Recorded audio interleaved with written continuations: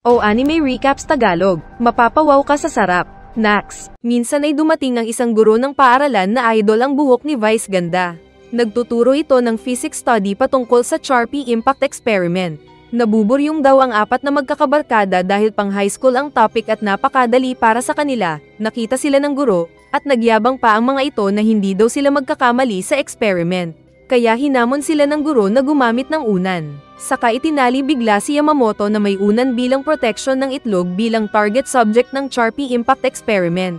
Kaya natakot ang apat dahil sa naisip ng loko-lokong guro.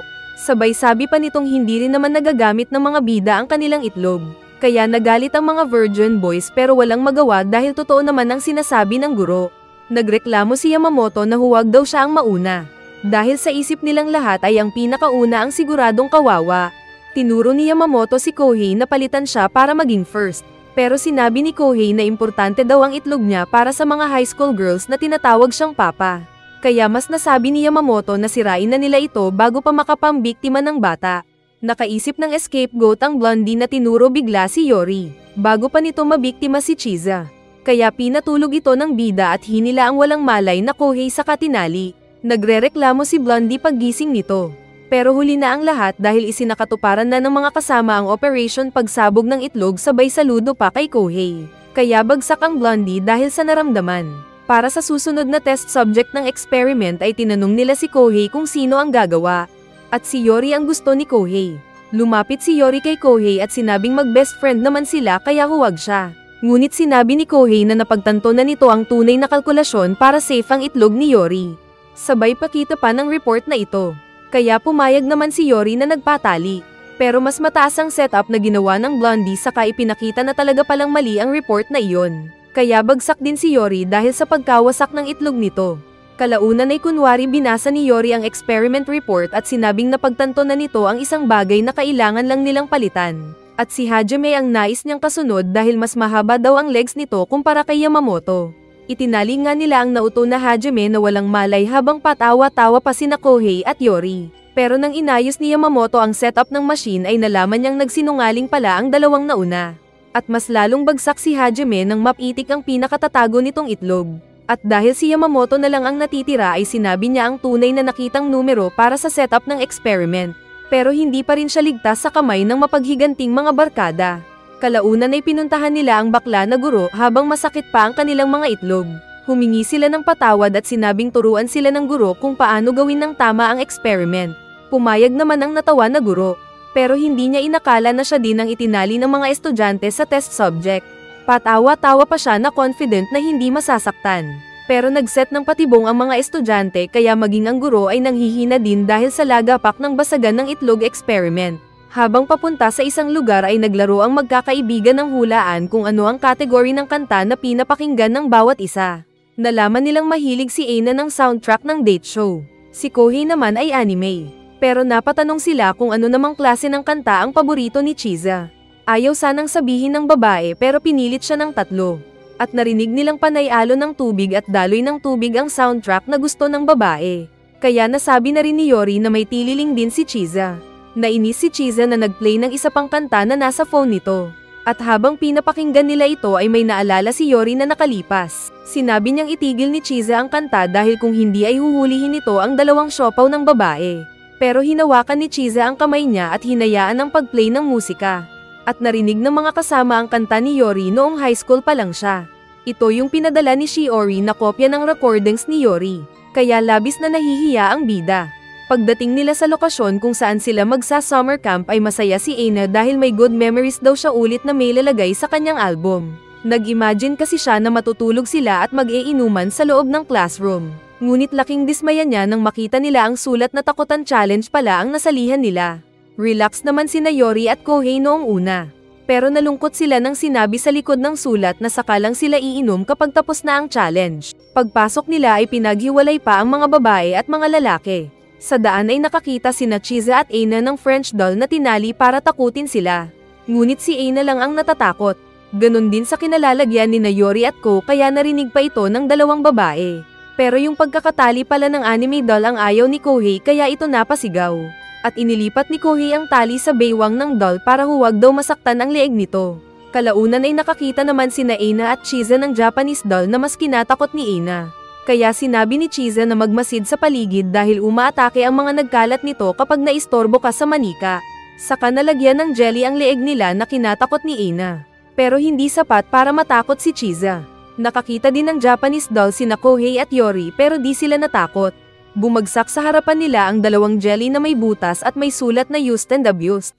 Only the legends know. Kaya parehong napasigaw sa pagkasiwa ang dalawa na inakala ng mga babae na na-horror ang dalawang lalaki.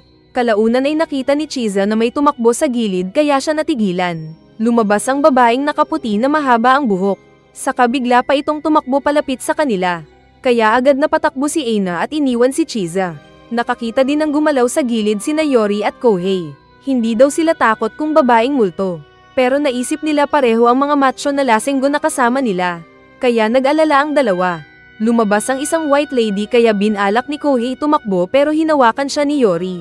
At pareho silang na-horror nang makita nila ang maskuladong paa ng multo at napasigaw sila ng ubod lakas. Nag-inuman ng mga divers team pagkatapos dahil prank lang ito ng mga seniors ng 4 na junior.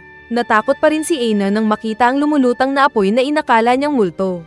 Ngunit ipinakita ni Yori at Kohei na alak lang ito na sinindihan. Tinawag ang mga lalaki na sindihan ng campfire samantalang pinagmamasdan naman sila ng mga babae. Nag-imagine si Aina na masaya daw kapag tinawag siya ng crush na lalaki na sumayaw. Saktong dumating nga si Yori na tinawag siyang sumayaw. Kaya kilig naman si Aina habang inisip na dream came true. Pero nasabi niyang walang silbi ang club na iyon dahil ibang sayaw pala ang laro na ginagawa nila. Patuloy na masayang nag-inuman ang dive club. Nasa hagdan naman sina Chiza at Yori. At bibigyan sana ni Yori ng inumin si Chiza na lumapit. Nang nadulas ito dahil may naapakan sa tabi ng lalaki. Kaya aksidente na napahalik ang babae sa noo ni Yori at pareho silang napamulagat. Mabuti na lang at nahawakan ni Yori ang babae. Ngunit feeling yucky ni Chiza nang makita ang only the legend knows na katabi ng lalaki. Kaya napalagok ng alak ang babae at ginawa pa itong mouthwash para matanggal ang germs sa lips nito. Kaya nasabi naman ni Yori na hindi naman siya marumi. Ngunit sinabi ng babae na mas gusto pa nitong uminom ng alkohol. Pinalingon ng bida ang babae at ginawa nga nito. Saka natamba pa ito dahil sa tama ng malakas na alak na kanyang nainom. Kaya nagpaalam si Yori sa mga kasama na dadalhin niya sa tulugan ang lasing na Chiza. Habang binubuhat ni Yori si Chiza ay sinabi ng babae na walang alam si Yori. Kailangan daw nitong magtrabaho para makapag-ipon ng pera. Akala ni Yori kung sinisingil siya ni Chiza ng pera sa utang niya. Ngunit gusto pala ni Chiza na makapag-ipon ng lalaki para makasama pa rin na makapag-scuba dive ang kasama nila. Ayaw kasi nitong maiwan ulit ang lalaki tulad ng nangyari noon na malungkot itong mag-isa sa barko. At napagtanto naman ito ni Yori kaya nang sumunod na araw ay agad siyang nagpaalam para magtrabaho. Nakapasok siya sa isang restaurant bilang servant boy at nagpakilala. Ngunit pagyuko niya ay nabuhusan ang ulo niya ng tubig. Kagagawan pala ito ni Sakurako na nakainuman nila noon na binuhusan niya ng alak noon. Agad na nagpaalam si Yori para umalis ngunit hinuli na siya ng babae at nilagatok ang balikat. Saka ipinilit ni Sakurako na siya na ang magiging trainer ni Yori. Ayaw sana ng boss dahil nakikita nitong kawawa si Yori sa kamay ng babae ngunit pumayag din ito dahil sa pagpipilit ng babae. Pag-alis ng boss ay pinaluhod ng babaeng may malaking hinaharap ang bidang lalaki para umpisahan ang initiation. Ayaw ng babae na tawagin siya ng lalaki sa last name nito. Pero tinawag siya ng lalaki sa last name kaya sinipa siya sa mukha. Ayaw sabihin ng babae ang dahilan, pero nasabi ni Yori na maganda naman siyang babae para ikahiya ang last name. Kaso ay sinabi din ni Yori na maganda nga siya ngunit kabaliktaran naman ang pag-iisip nito at ugali. Kaya mas pinarusahan ng babae ang bida na pinabuhat ng mabigat. Sinabi ng babae na kung gusto sana siya ng babae ay pwede siyang tawagin ng kahit anong gusto nito. Kaya nagsorry naman ang bida dahil hindi siya type ni Sakurako. Nang magpakumbaba na si Yori ay tinawag na siya ng babae para simulan ang training. Kunwari pumasok si Sakurako bilang customer. Pero naghubad ng damit si Yori habang binabati ito. Kaya sinakal siya ng babae. Nagrason ng lalaki na basa kasi ang damit niya, kaya binigyan siya ng bagong uniform. Muling kunwari pumasok na customer si Sakurako at maghiliw siyang binigyan ng bida ng tubig. Pero sinindihan kasi niya ito bilang patunay na baso ng tubig, kaya muli siyang sinaktan ni Sakurako. Para lang iyon sa mga lasenggo na alak ang gusto. Tinuruan ni Sakurako ang bida na maging magiliw sa pagngiti. Ginawa naman ito ni Yori. Pero sinabi ni Sakurako na hindi daw ang pagngiti niya ang problema kundi ay ang mukha ng bida mismo ang pangit. Sinabi ni Yori na pabayaan ng babae ang mukha niya. Pero mas malala pa daw ito sa tae na ipinilit ng babae. Saka hinamon si Yori na gumanti kung gusto. At nang iinis si Yori na sinabing si Sakurako nga ang na-reject ng crush niyang si Kohei. Pagpasok ng boss sa training room ay nakita niyang pinagbuhat ni Sakurako ng mga pinagpatong-patong na baso ng tubig ang bida.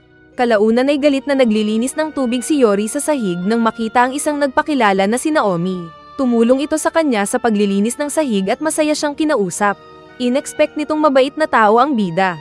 Naalala ni Yori nang mabad influence siya ng mga loko-loko. Tapos kinumpara niya ito kay Naomi. Kaya napaiyak sa saya ang lalaki. Ngunit pumasok ang siga na Sakurako kaya muling bumalik ang katauhan ng pag-iisip ng bida.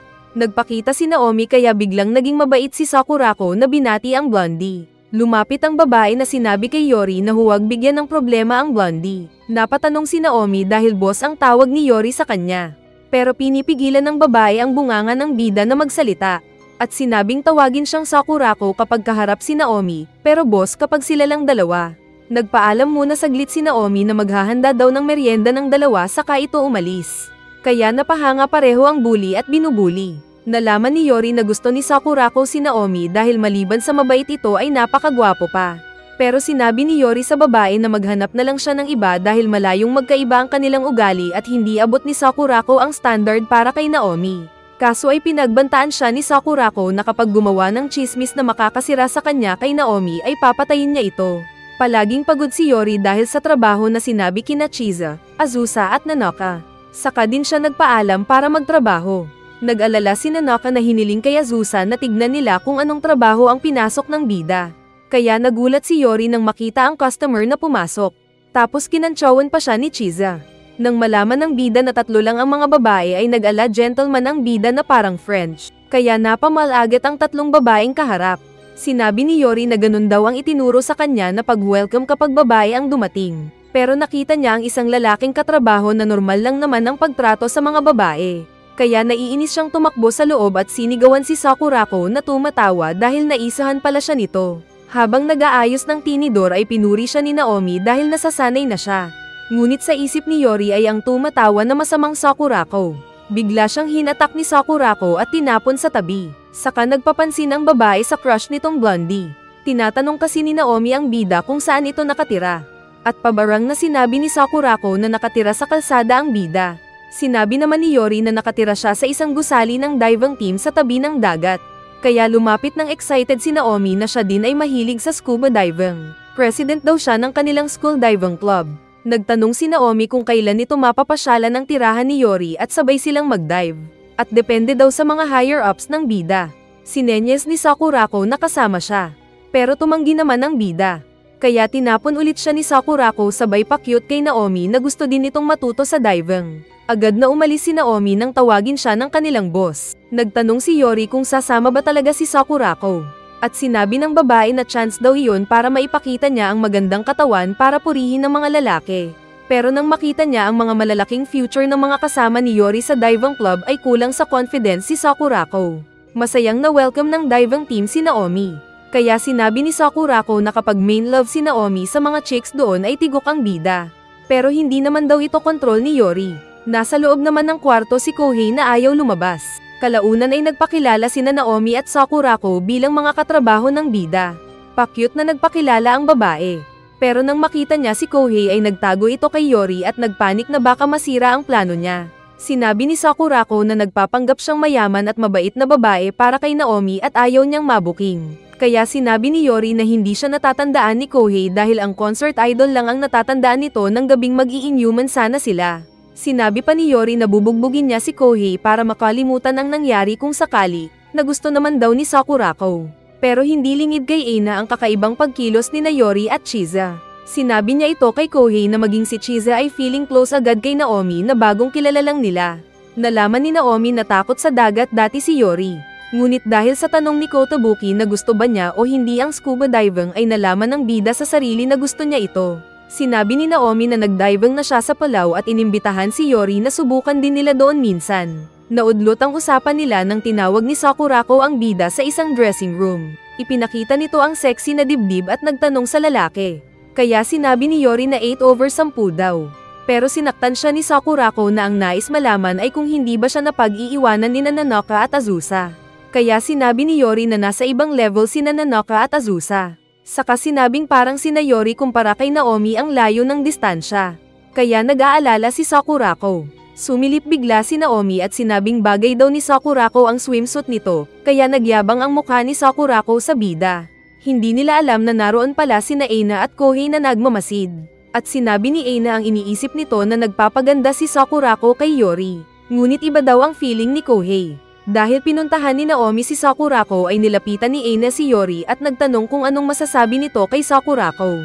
At nagnervyos ang babae nang sabihin ng bida na may sekreto sila ni Pink Hair Girl. Nag-orient si Nanaka na dapat magpares-pares sila sa pagdive. At si Yori ang nais makapares ni Sakurako. Sinabi ni Yori na dapat kay Naomi siya nagpapapansin. Saka din tinuro ni Yori na para sa mga first-timers ay ang instructor na si Nanaka ang makakasama niya. Kaya mas na-pressure si Sakurako sa laki ng dinadala ni Nanaka. Nagpunta sila ng ilalim ng dagat at nakita ang ganda ng ilalim ng dagat. At masayang nag-sign language sina Chiza at Naomi. Napansin pala ng mga lalaking seniors ang galing ni Naomi sa ilalim ng dagat. Kahit high school lang daw ito pero nasa instructor level siya sa pagsisid sa ilalim. Sinabi din ito ni Yori kay Sakurako kaya dapat tigilan na daw nito ang pangangarap sa batang nasa ibang level. Tinawag sila ni Azusa at muli silang sumisid sa ilalim ng dagat. At sa ilalim ay napagtanto ni Yori na parang magkaparehong tao sina Chiza at Naomi. Nagkakilala pa sina Naomi at Yori at sinabi ni Yori na gusto nito bilang tao si Naomi dahil hindi kinahihiya ang passion. Kaya nag-blush si Naomi. Pagkatapos pa ay nag-inuman at kumain ng mga bagong magkakakilala. Sinamahan ni Chiza si Naomi na hanapin ang gamit nito. Kaya naiwan sina Yori at Sakurako kaharap ni Kohei. Nagtanong si Kohei kung magkakilala ba sila ni Sakurako. Kaya nalintikan ng babae na sinabing nagkakamali si Kohei. Tinawag niya si Yori para magpatulong at sinabi ng lalaki na bubugbugin niya ito. Pag-alis ni na Yori at Kohei ay pinuntahan ni Eina si Sakurako para tanong-tanungin. Sinabi ni Sakurako na hindi siya sumasali sa club para lang maging kaibigan. Kaya nasabi ni Eina na hindi rin ayos ang magpabeng-beng chocolate sa kahit sino-sino. Saka patuloy nitong tinatanong si Sakurako. Nagtanong si Azusa kay Yori kung hindi ba siya nag-aalala para kay Chiza. Dahil parang malapit agad ang loob nito kay Naomi na gwapo na nga, ay pareho pa sila ng hilig ni Chiza. Sa labas ay nag-uusap nga sina Naomi at Chiza. May nais daw matanong si Naomi kay Chiza kung may partner na ba ito. Dahil para sa kanya ay special ang taong ito. Pero si Yori pala ang crush nito. Bakla yata ito.